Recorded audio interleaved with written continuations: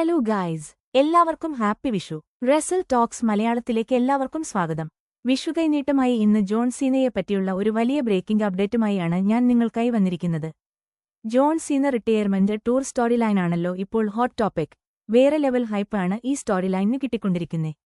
പുതിയ അപ്ഡേറ്റ്സ് പ്രകാരം റെസൽമേനിയ 41 കഴിഞ്ഞാലും സീന ജൂൺ 20 വരെ എല്ലാ Raw, SmackDown, Backlash PPV എന്നീ ഷോകളിലും പങ്കെടുക്കുമെന്നാണ് ഇപ്പോൾ വരുന്ന ലേറ്റസ്റ്റ് ന്യൂസ്. വീഡിയോയിൽ നിങ്ങൾക്ക് ജോൺ സീനയുടെ ഷെഡ്യൂൾ കാണാവുന്നതാണ്. പുറത്തുവിട്ട പുതിയ അപ്ഡേറ്റ്സ് പ്രകാരം 2025-ൽ മൊത്തത്തിൽ 35 മുതൽ 40 വരെ ഷോകളാണ് സീന കമ്മിറ്റ് ചെയ്തിരിക്കുന്നത്.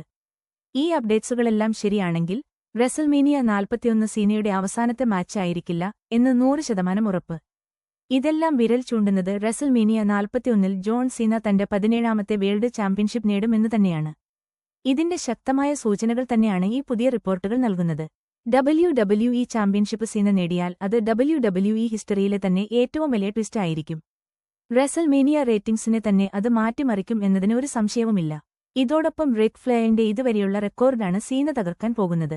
ഇതെല്ലാം നോക്കുമ്പോൾ ഹീൽ സീനയുടെ WWEയിലെ അവസാന ടൈറ്റിൽ റൺ ഹിസ്റ്ററിയിലെ തന്നെ നമ്പർ 1 ടൈറ്റിൽ റൺ ആവുമെന്നതിൽ സംശയമില്ല. നിങ്ങൾക്കെന്താണ് തോന്നുന്നത്? സീന കോഡി റോഡ്സിനെ തോൽപ്പിച്ച് 17ാമത്തെ വേൾഡ് ചാമ്പ്യനാകുമോ? ഹീൽ സീനയുടെ ഭാവി ടൈറ്റിൽ റണ്ണിനെ പറ്റിയുള്ള നിങ്ങളുടെ അഭിപ്രായം കമന്റ്സിൽ അറിയിക്കൂ.